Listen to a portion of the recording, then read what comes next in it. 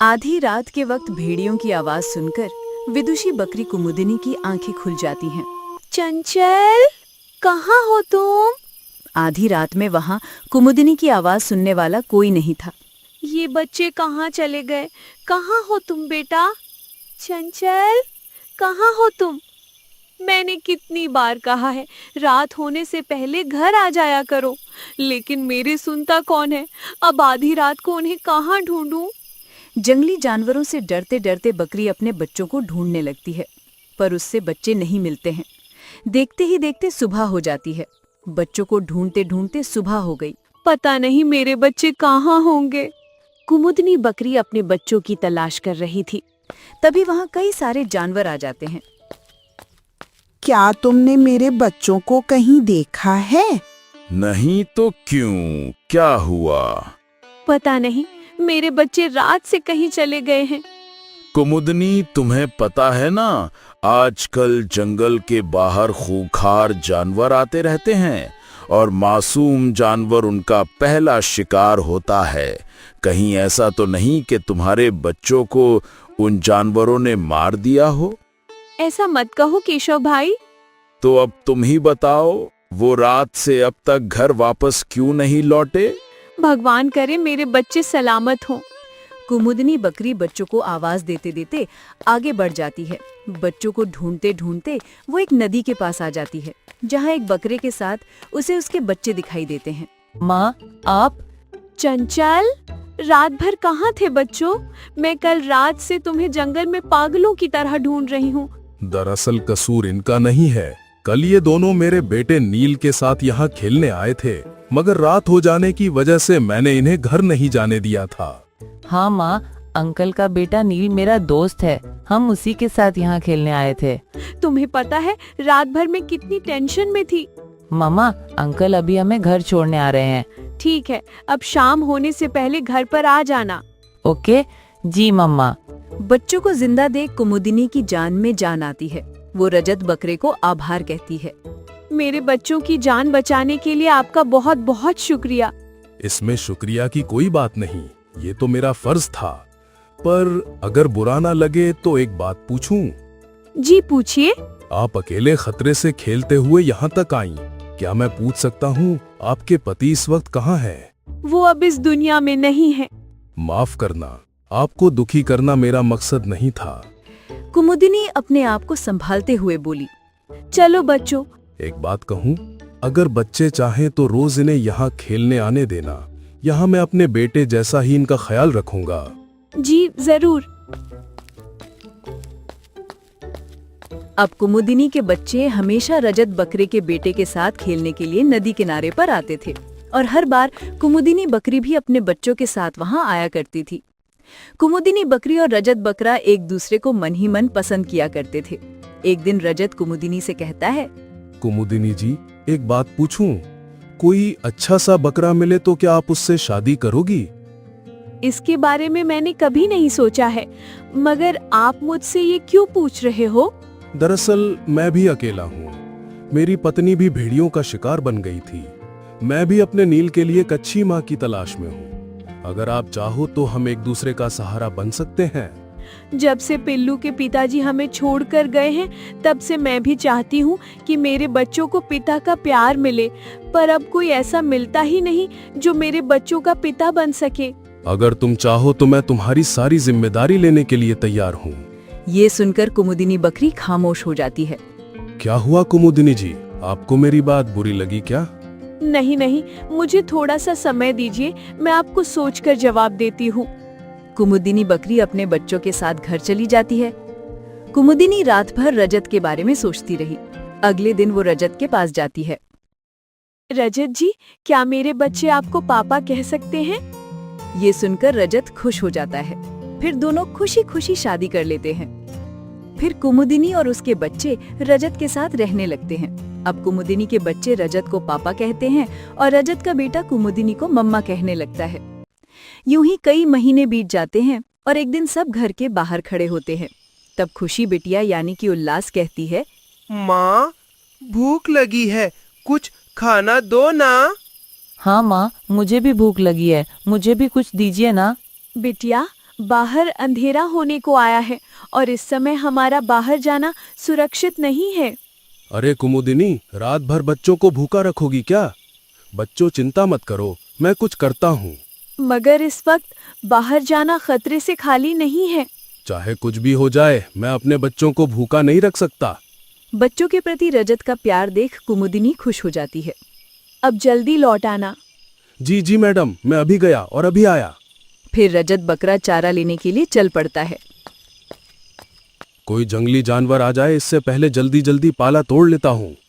फिर रजत जल्दी जल्दी चारा तोड़ने लगता है। सघन झाड़ियों के पीछे घात लगाए एक खूंखार शेर खड़ा हुआ होता है। काफी दिनों से बकरा नहीं खाया है, आज इसे मारकर खाने में बड़ा मजा आएगा।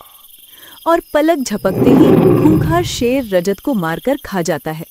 ये दृश्य मृणाल यानी हिरणी देख जाती है।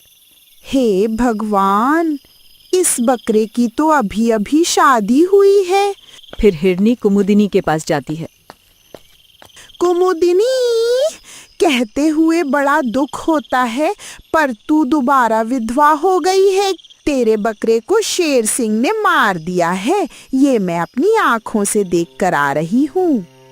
नहीं, ऐसा नहीं हो सकता। रजत नहीं मर सकते। अब मैं जी करके क्या करूंगी? नहीं जीना मुझे इस वहशी दुनिया में।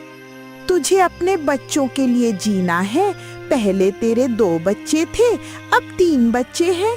अब 3 बच्चों के लिए तुझे जीना होगा। पिता की मौत की खबर सुनकर कुमुदिनी और तीनों बच्चे खूब रोने लगते हैं। यूं ही कुछ दिन बीत जाते हैं। एक दिन कुमुदिनी बकरी जंगल में चारा खाते खाते सोचती है, ये घास अच्छा है, अपना पेट यहीं भर लेती हूँ और अपने तीनों बच्चों के लिए यहीं से चारा ले जाती हूँ। फिर कुमुदिनी बकरी तीनों बच्चों के लिए 3 अलग अलग गठरियां लेकर घर की ओर चल पड़ती है। कुमुदिनी तीनों बच्चों के लिए चारा लेकर जा रही होती है, पर रास्ते में एक गठरी नीचे गिर जाती है, जिसका कुमुदिनी को पता नहीं चलता। घर जाते ही कुमुदिनी तीनों को चारा देने लगती है। ये लो उल्लास, तुम्हारे लिए। ये लो तुम्हारे लिए चंचल। अपने दोनों बच्चों को चारा देने के बाद कुमुदिनी को पता चला कि एक गठरी रास्ते में गिर गई है। अरे, तीसरी गठरी कहाँ गिर गई? नील बेटा, शायद तुम्हारे हिस्से की गठरी रास्ते में गिर गई। कुमुदिनी की बात सच थी, मगर नील को गलत फहमी हो चुकी थी। सौतेली माँ आखिर सौतेली होती है। ये जानबूझकर मुझे भूखा रख रही है ताकि मैं चला जाऊं। नील के दिल में कुमुदिनी के प्रति नफरत हो गई थी। एक दिन जब वो अपने सगे बेटे चंचल को नहला रही होती है, तो नील कहता है, मम्मा, मुझे भी नहलाओ ना।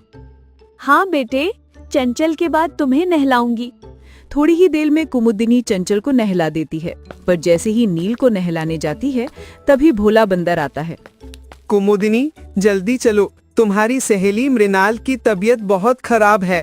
कुमुदिनी अपने सौतेले बेटे नील को नहलाने जा रही होती है, मगर हिरणी की तबीयत खराब होने की खबर सुनकर कहती है, बेटा मुझे जाना होगा। मगर आपने तो मुझे चंचल के बाद नहलाने को कहा था। कहा था, मगर अब तुम्हें नहीं नहला सकती। मुझे इसी वक्त हिरनी के पास जाना होगा। कुमुदिनी बकरी भोले बंदर के साथ अपनी सहेली हिरनी के पास जाने के लिए चली जाती है। ये देखकर नील को कुमुदिनी के प्रति और नफरत हो जाती है। सौतेली माँ आखिर सौतेली होती है। वो अपने बच्चों को ज्यादा प्यार देती है और मुझसे सौतेला व्यवहार करती है। गलतफहमी की वजह से नील के दिलो दिमाग में कुमुदिनी के प्रति नफरत भर गई थी। वो सोचता है, अगर माँ का प्यार पाना हो तो मुझे इसके असली बच्चों को मारना पड़ेगा। अगर माँ का प्यार पाना हो तो मुझे इसके असली बच्चों को मारना पड़ेगा। चंचल और उल्लास को मारने का प्लान बनाता हूँ। अरे चंचल, चलो आज हम लोग कुएं के पास खेलने चलते हैं। हाँ चलो, बड़ा मजा आएगा। मम्मा के आने से पहले हम वापस आ जाएंगे। मम्मा को कुछ पता नहीं चलेगा। हाँ, किसी को कुछ पता नहीं चलेगा। चलो। दोनों को मार डालने के इरादे से नील दोनों को लेकर कुएं के पास जाता है और कुएं में देखकर बोलता है, अरे वाह, ये देखो, मैं कुएं में दिख रहा हूँ। अरे वाह, देखो, हम सब कुएं में दिख रहे हैं। दोनों बच्चे कुएं में देख रहे होते हैं। तब नील धोखे से दोनों को कुएं में धक्का दे देता है। चंचल और उल्लास दोनों कुएं में डूबकर मर जाते हैं। अब सौतेली माँ सिर्फ मुझे प्यार करेगी। फिर नील अपने घर की ओर जाने लगता है। रास्ते में उसे कुमुदिनी मिल जाती है। नील, तुम यहाँ क्यों आए हो और घर पर कौन है? शातिर नील ड्रामा करने लगता है। मम्मा मम्मा, चंचल भैया हमें खेलने के लिए जबरदस्ती काली पहाड़ी ले गए थे और वहां एक शेर ने दोनों को मार दिया। नहीं। नील की बात सुनकर कुमुदिनी के सर पर आसमान टूट पड़ता है। माँ, मैं हूं ना, तुम चिंता मत करो। हाँ बेटे, मुझे तुम पर पूरा विश्वास है कि तुम मेरे बुढ़ापे की लाठी बनोगे।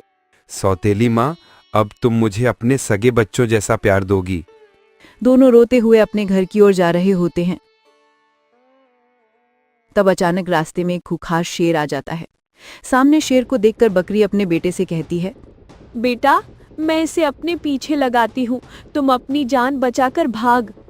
ये सुनकर शेर कहता है, ऐ बकरी, मुझे ज्यादा भूख नहीं है। मैं तुम दोनों में से किसी एक को ही मार कर खाना चाहता हूँ, पर अगर तुम यहाँ से भागे और अगर मुझे पीछा करना पड़ा तो मजबूरन मुझे तुम दोनों को मारना पड़ेगा। ठीक है शेर सिंह, तुम मेरे बेटे को यहाँ से जाने दो, मैं अपनी जान देने के लिए तैयार हूँ। ये सुनकर नील दंग रह जाता है। चल बेटा, चला जा यहाँ से, जा। माँ, आप मुझे बचाने के लिए अपनी जान खतरे में डाल रहे हो? इसी को तो माँ कहते हैं बेटा। चल अब जल्दी से अपनी जान बचा ले बेटा, जा। सौतेली माँ जान बचा रही है। ये देख नील को अपने किए पर पश्चाताप होता है। माँ, मैं नहीं, तुम अपनी जान बचाओ मेरी माँ। नहीं बेटे, मैं कहती हूँ जाओ यहाँ से, चलो जाओ। नहीं माँ, अब जान बचेगी तो सिर्फ मेरी माँ की, क्योंकि मैं तुम्हारा गुनहगार हूँ माँ। ऐसा क्यों बोल रहा है बेटे? माँ, तेरे सगे बच्चों को मैं अभी कुएं में धकेल कर आ रहा हूँ। मुझे मर जाने दे माँ, मैं पापी हूँ। आखिर तूने ऐसा क्यों किया बेटे? कुछ गलतफहमी हो गई थी। मुझे लगा तुम मुझसे प्यार नहीं करती और तुम्हारा प्यार पाने के लिए मैंने तुम्हारे सगे बच्चों को मार डाला माँ। ये सुनकर कुमुदिनी की आंखों में आंसू आ जाते हैं। बेटे, तूने जो किया हो, फिर भी मैं तुझे मारने नहीं दूंगी। अगर मेरे जिंदा रहते तू मर गया तो दुनिया की सारी माएं बदनाम हो जाएंगी। सौतेली माँ का प्यार देखकर नील बहुत पछताता है। माँ, तू मुझसे इतना प्यार करती है? जा बेटे, भाग जा यहाँ से, चला जा। शेर सिंह कब से दोनों की बातें सुन रहा था। फिर वो कहता है, तू वही बकरी है ना जिसकी कुछ समय पहले ही शादी हुई थी? तेरे बकरे का नाम रजत था ना? हाँ। उसे मैंने ही मारा था, पर आज मैं तुम्हें नहीं मारूंगा। हम वहशी भला प्यार व्यार क्या जाने, पर आज एक माँ का प्यार देखकर मुझे पता चल गया है कि माँ का प्यार क्या होता है। जाओ, आज मैं भूखा रह लूंगा। माँ, मुझे माफ कर दो। बेटे, माँ आखिर माँ होती है, चाहे वो सगी माँ हो या सौतेली। मैंने तुझे माफ किया। माँ, मुझ पर एक मेहरबानी और करोगी? बोलो बेटे। अगले जन्म में मुझे तेरी ही कोख से जन्म लेना है। हे भगवान, मुझे यही माँ देना। दोस्तों, आखिर माँ माँ होती है, चाहे वो सगी हो या सौतेली। हमेशा अपने माता पिता की कद्र करते रहिए। चैनल को सब्सक्राइब करें, वीडियो शेयर करें और लाइक करें।